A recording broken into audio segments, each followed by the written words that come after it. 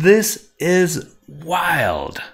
10,000 subscribers. Plus, I'm gonna answer some questions and maybe there's even some sort of surprise at the end. Hey, I'm Erik, and I guess that I've been saying that for I don't know, 450 videos over the last 4 years, and I am so grateful that you guys are following along. And in this video, I'm just gonna give you a state of the union kind of video, and let you know what's going on here, and answering some questions, and maybe we'll do some sort of giveaway at the end of the video, so stay tuned for that. Anyway, 450 something videos 4 years later. The channel started in May of 2020. 2020 happened, and I thought, okay, maybe we should try videos. So I did, and seems to work quite well. Of all the videos I have created, the ones that I'm most proud of are,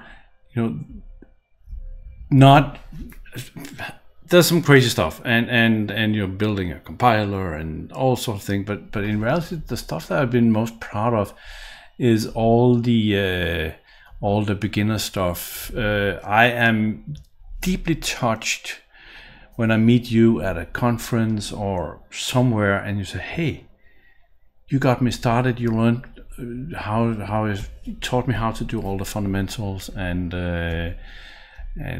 I can do my job today because I started with your videos." That completely humbling, and I'm so grateful that I have been able to help a lot of people. And nothing is changing. Let's put that to the side. That the channel is going, and the content will be as random as it has always been, because there is no here's the thing, there is no master plan. Usually I record a video on what I'm working on, or if during the week I have encountered something, and come the weekend, typically actually Sunday evening, I record a video on, I have made a note during the week and say, oh, maybe you should do a video on this, and that becomes the video of the week. Sometimes there's stuff that, or it could be cool to do something that takes a lot of time. So some videos are in preparation a long time, because there's just a lot of work put into actually doing something. But I did promise you to answer some questions, and I will answer a few, then we can take a tour, because some of the questions are also about all my my weird stuff here. So I will give you guys a tour of that, but we can start with some of the questions, and I'm just gonna jump into it. So ask on LinkedIn, and I'm gonna paraphrase some of the questions, because I think that's how I want to read them. And the first one was from Carlos, around collaboration with other MVPs, or in reality, forget about MVP. With if you contribute to the community, if you help out in the community, you're an MVP in my eyes, no matter what labels Microsoft put on you or not. Although lately they have been very good to actually awarding people with that. But Carlos was asking about collaborations, and in reality, I just answered that due to the lack of planning and sometimes scatterbrain videos,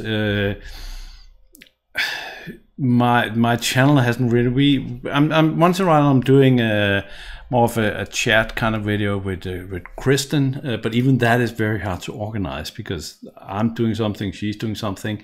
So in reality, this channel will never be the big collaborations, people come in, we're working together on stuff. That's simply not the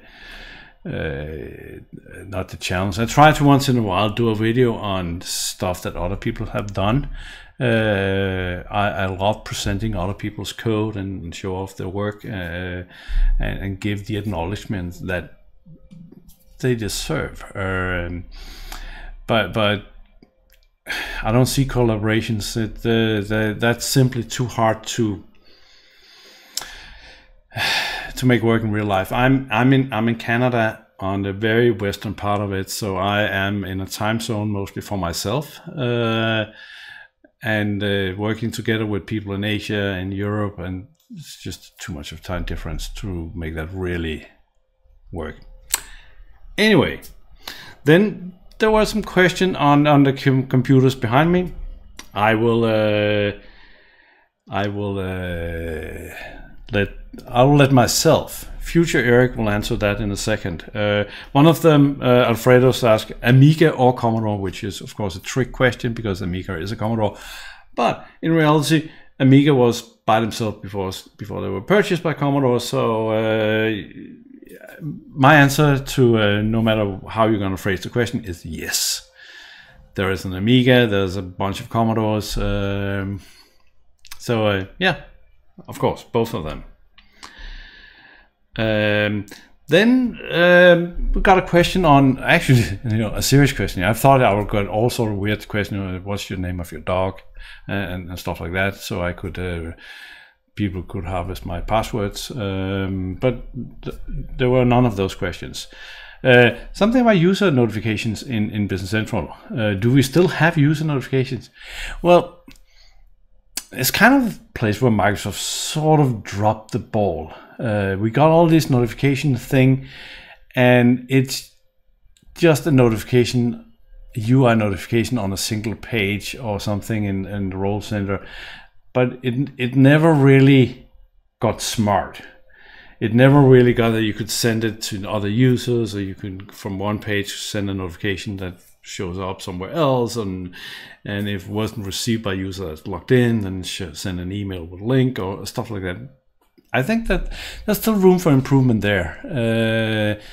It looks like one of those, and I do the same thing. I mean, you build something and then it's just sitting there. Andrew asked, what are your top 10 hidden gems? I think that's a great question. I think that's a video by itself. I'll put that on the video suggestion list, which is another way that videos come about. That sometimes I'll look at what I get in comments around, say, could you do a video on this, or I don't understand this, and how does this work? And I try not. So, and some of you have probably tried. Send me a detailed spec of something to solve, and no, I'm not going to do your job for you. So this is not AL code as a service. I will gladly help you figure out how to do some of your things, but I'm not going to just do your work for you. But I love suggestions. So if you have suggestions, send them my way. Jan asked, what VS Code extension do you use? Jan, you missed a video. I have actually done a few videos on that over the time. It's not long ago I did one. So go look at the channel, search on the channel. There's a lot of good videos on that. Tom asked, if a plane leaves Washington DC traveling west at 400 miles per hour and a train leaves Los Angeles traveling west at 90 miles per hour, should I walk to work or bring my lunch? Well, knowing Tom, I suggest you just eat your lunch wherever you are and be happy. I think that's the best thing for you. More questions about what's behind me, so that's coming up real soon. Kenneth asks, and I think that's an interesting question also. If you were going to make one change to the current BC standard landscape, what would it be? And I think that would be reporting. I still think that Microsoft's and the problem is that reporting has been, when the word doesn't make any sense anymore. I would make a change to printing. I think, and I know that Business Central is made in Denmark, long way away, and paper doesn't exist in Denmark anymore. But in many places of the world, paper is still a thing. And here's the thing: that I actually, if you have seen some of that, I've kind of created an app called the Simple Report Designer, and right now I have just put it on the back burner because I have too many projects, and I'm not sure I'm going to venture into that area at all. But I really do think that printing is something where with apparently, since I created an app in my spare time on planes and so on, I think a low to medium effort by Microsoft would really improve this area.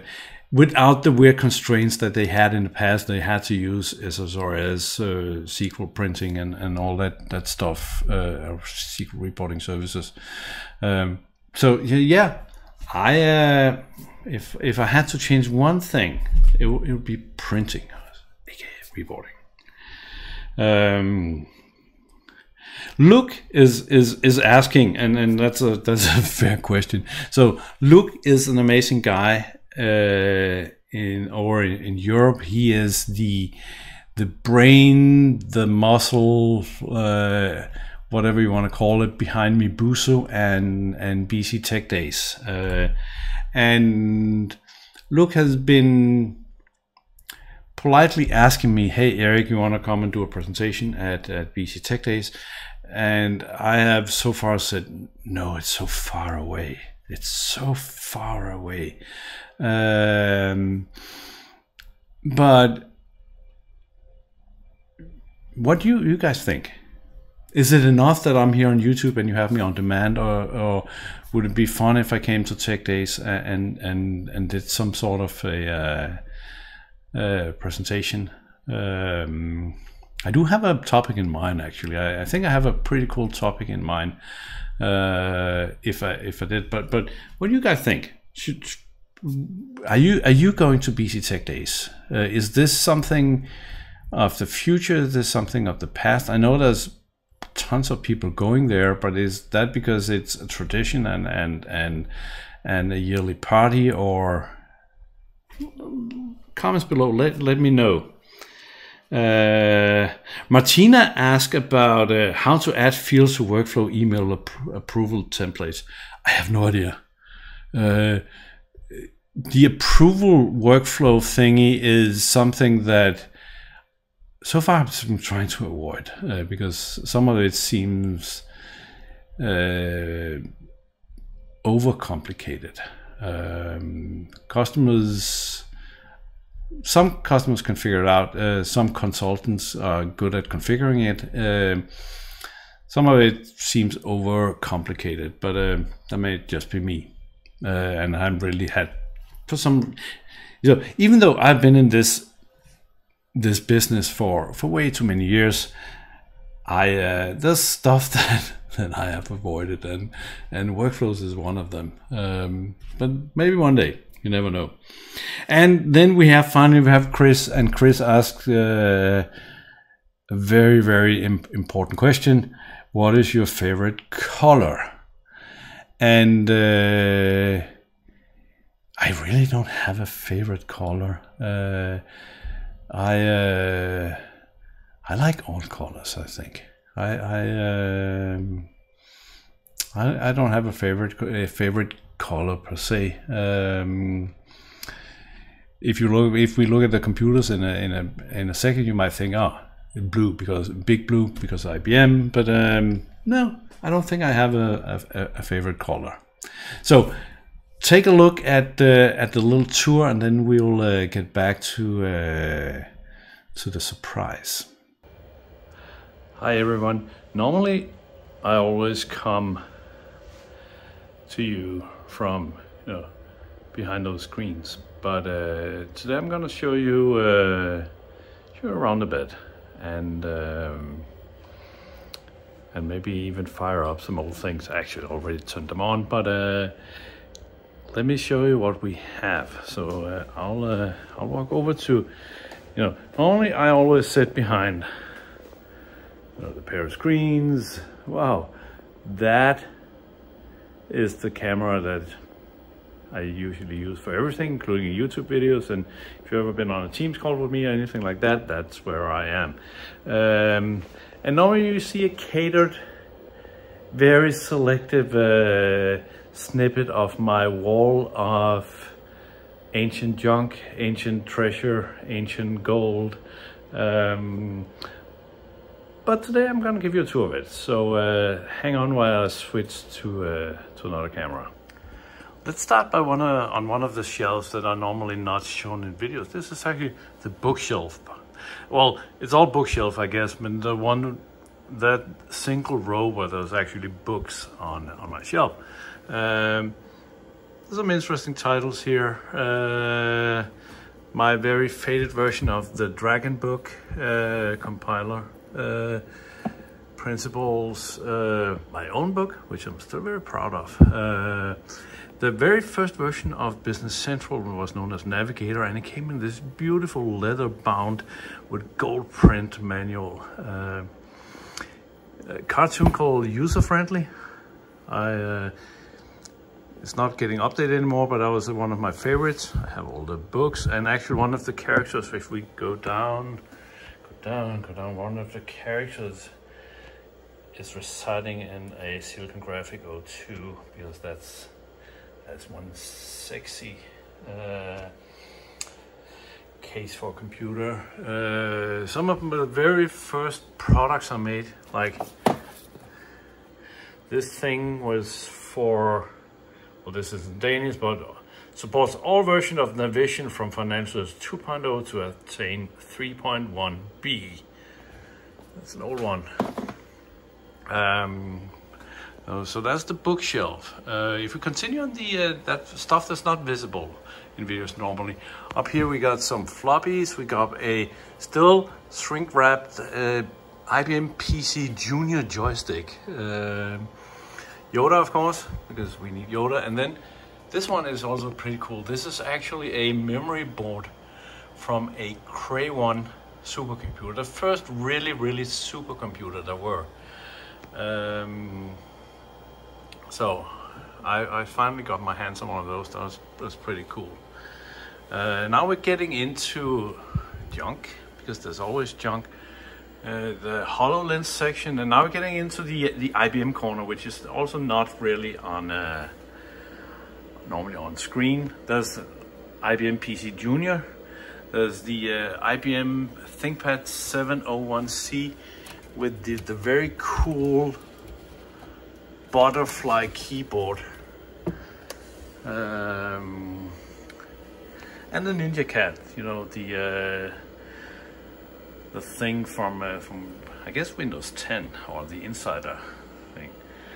Below that, still in the IBM corner, we have a IBM PC, and I think I can, let's say we go to the CD apps, because just to show that there's a CD Navi, then we can do Navi demo, I think, if I can type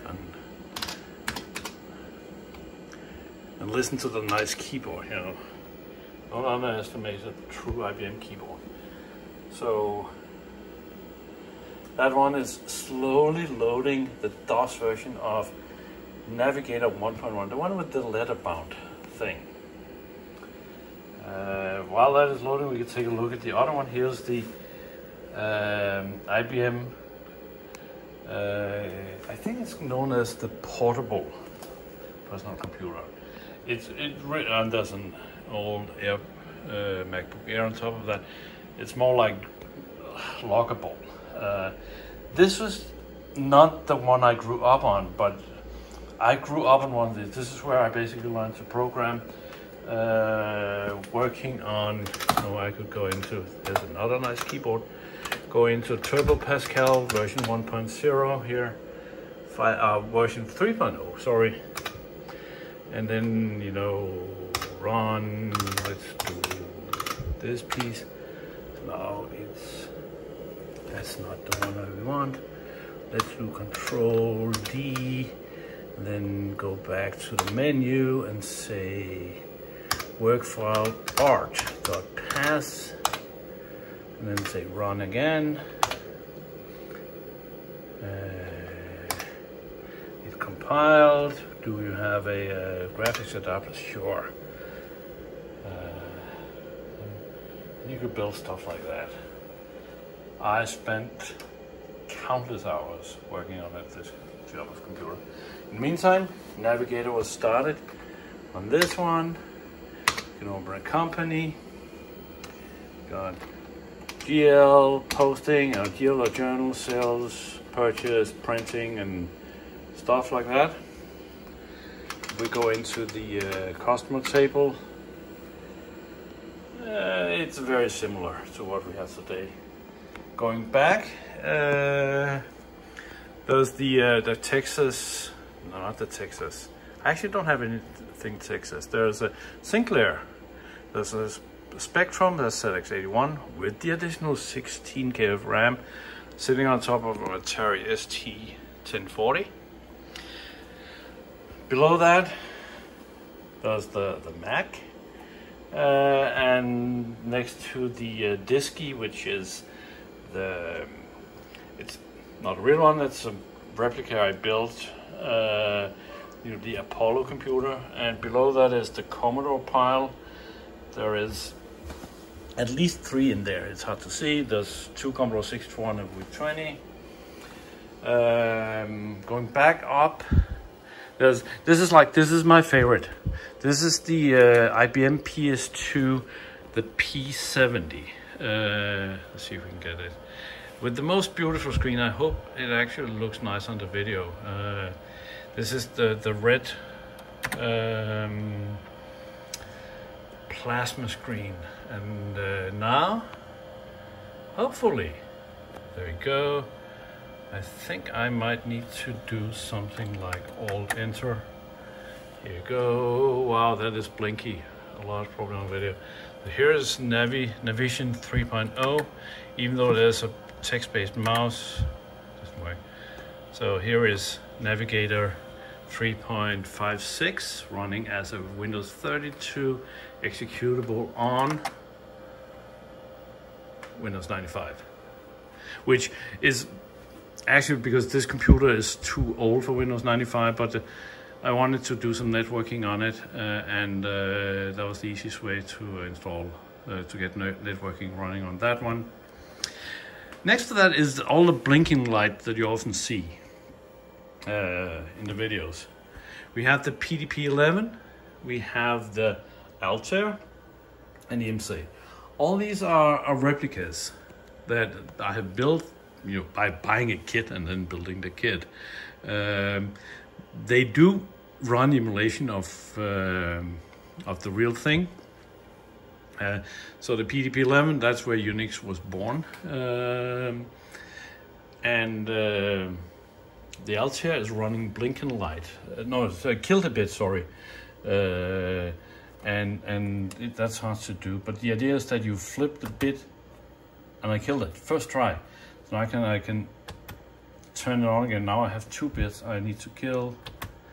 I killed one, and I didn't kill that one, and I killed it again. So this was kind of the first game that was built for some of these things. It's like 40 bytes that you have to type in by flipping them and programming the memory. So that's pretty cool. The IMSEI is basically a clone of the Altair, but commercialized. This is the one they use in Wargame, the film. Below that we have an Amiga and the Sinclair QL. And then there are, there's other things, but those are the main display that sits behind me. And as you can see, there's way more than what's usually in videos. And there are machines that I'm still working on. It's constant work of getting them to keeping them alive. My favorite, I had to buy 3 of these in order to build one that just works. That was a lot of old equipment, and surprisingly many of them actually works today. There's always something that is broken, and there's always something that needs repair. But there's way more actually working right now than I turned on. Anyway, let's take a look at the channel, because that's kind of also should be part of a state of the channel thing. So here is a YouTube analytics, and since the channel started, and I've just filtered because I did a few videos way before that. That has nothing to do with it, so that was the timeline looked weird. So this since the channel started, we have had 1.3 million videos shown. You guys have looked at my stuff for 117,000 hours, and yeah, we passed the 10,000 subscribers.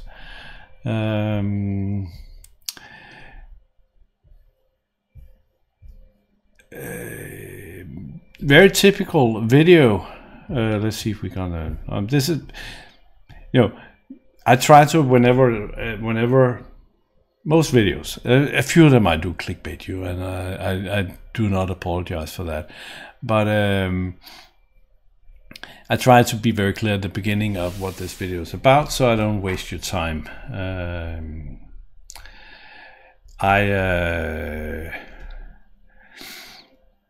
So I will see that some are dropping out, and then whatever. This one was probably low. How many stays on? But a fair amount stays on.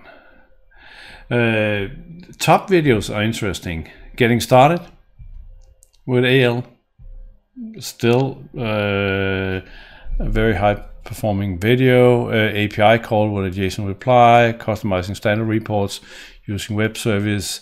Explain it like I'm 5, how to add a field.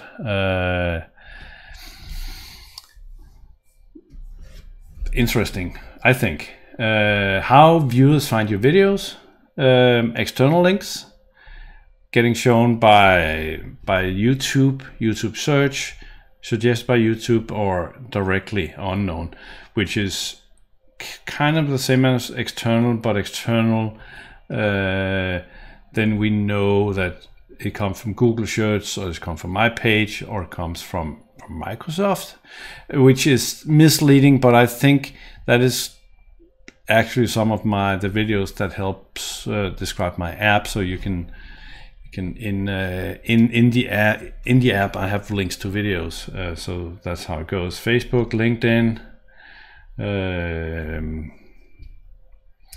and so on. X is I kind of stopped using X. So that one is way down.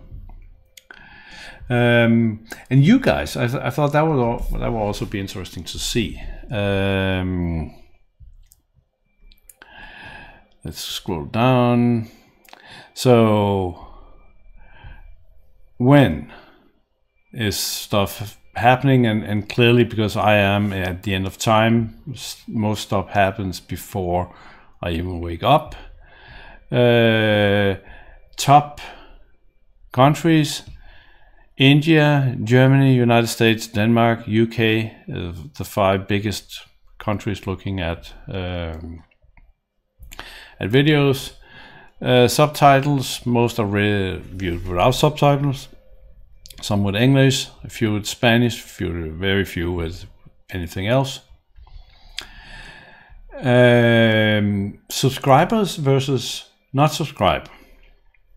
So clearly I still have more views from non-subscribers than subscribers, meaning that the next 10,000 subscribers should be in here somewhere. So if you watch this and you're still with me at this point in time and not subscribed yet, how about subscribing?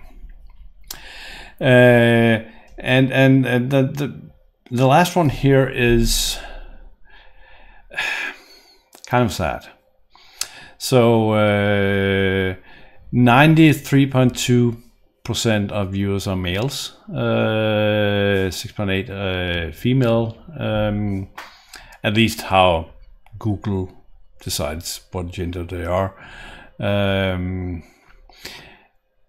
I don't know if this is actually how our industry is looking. I see way more females in our industry. I see a lot of very bright young women coming into the channel, and makes me very happy to see. But yeah, this is clearly an issue.